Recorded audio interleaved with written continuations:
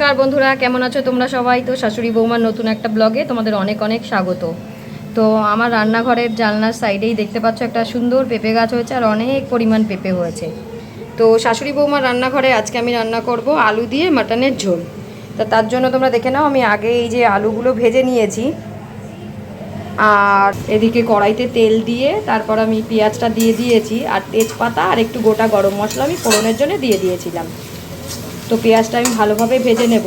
আর বন্ধুরা, মাটনটা আমি 12 ঘন্টা মতো টক দই, হলুদ আর লবণ আর সর্ষের তেল দিয়ে মেখে ফ্রিজে রেখে দিয়েছিলাম। তো পেঁয়াজটা আমি ভালো করে একটু ভেজে নেব। দেখতেই পাচ্ছ, এটা আমি ওভারনাইট ওই যে ম্যারিনেট করে রেখেছিলাম। আর এখানে আমি একটু শুকনো লঙ্কা আর আদা রসুনের পেস্ট বানিয়ে নিয়েছি। এই রান্নাটায় আমি জিরে গুঁড়ো, ধনে গুঁড়ো ব্যবহার করব না। আর এদিকে নিয়েছি টমেটো কুচি। আর এদিকে পেঁয়াজটা আমি ঢাকা দিয়ে ভাজার জন্য দিয়েছিলাম। তো তোমরা দেখতেই পাচ্ছ পেঁয়াজটা বেশ নরম হয়ে গেছে আর লাল হয়ে গেছে। এবার এর মধ্যে আমি কেটে রাখা টমেটোর টুকরোগুলো দিয়ে দেব। টমেটোর টুকরোগুলো দিয়ে আমি আরও কিছুক্ষণ ভালো করে নাড়াচাড়া করে ভেজে নেব। পেঁয়াজ আর টমেটোগুলো বেশ ভালোই নরম হয়ে গেছে। এবার এর মধ্যে আমি ম্যারিনেট করে রাখা মাটনটা দিয়ে দেবো।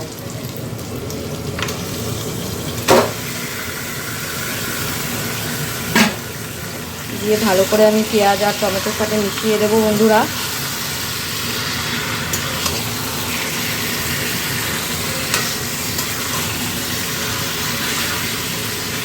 তো এখানে পেঁয়াজ আর টমেটোর সাথে আমি মাটনটা ভালোভাবে মিশিয়ে নিয়েছি।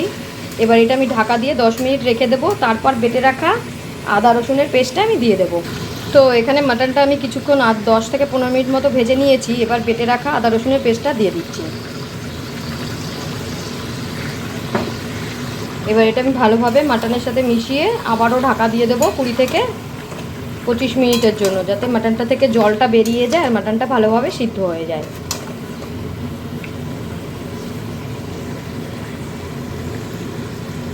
কিছুক্ষণ ঢাকা দিয়ে রান্না করছিলাম আর উপর থেকে গোটা রসুনটা একটু আগেই দিয়ে দিয়েছি।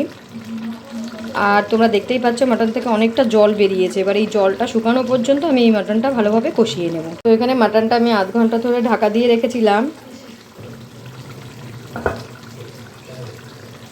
তোমরা দেখতেই পাচ্ছ মাটন থেকে বেশ ভালোই জল বেরিয়েছে।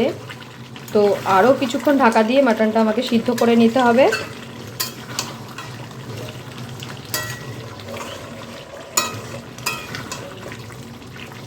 তো এটা আমি আরও কিছুক্ষণের জন্য ঢাকা দিয়ে দিচ্ছি বন্ধুরা।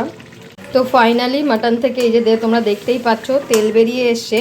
আর এই মাটনটা যেহেতু আমি প্রেশার কুকারে দেবো না, তো কড়াইতে আমি ভালো করে কষিয়ে নিয়েছি। এবার ঝোলের জন্য রাখা গরম জলটা আর আলুগুলো দিয়ে আমি আবারও ঢাকা দিয়ে দেবো 15 থেকে 20 মিনিটের জন্য।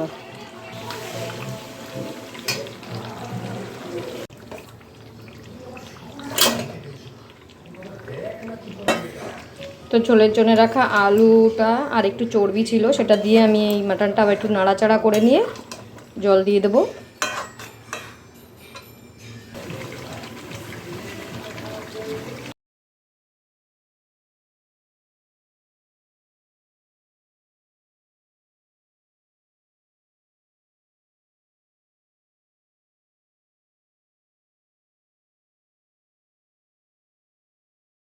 দেওয়ার পর আমি ঝোল দিয়ে ঢাকা দিয়ে রেখেছিলাম। আর তোমরা দেখতেই পাচ্ছ আমার মাটন রান্নাটাও পুরোপুরি কমপ্লিট হয়ে গেছে। এবার এটা আমি ঢাকা দিয়ে গরম আঁচেই রেখে দেব। তারপর নামিয়ে সার্ভ করে দেবো আলু দিয়ে মাটনের রেয়াজি মাটনের ঝোল।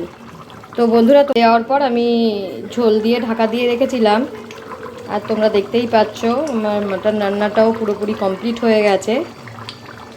এবার এটা আমি ঢাকা দিয়ে গরম আঁচেই রেখে দেব। তারপর নামিয়ে সার্ভ করে দেবো আলু দিয়ে মাটনের রেয়াজি মাটনের ঝোল। তো বন্ধুরা, তোমাদের যদি আমার এই রান্নাটা ভালো লেগে থাকে তো লাইক, শেয়ার, কমেন্ট অবশ্যই করবে। ধন্যবাদ।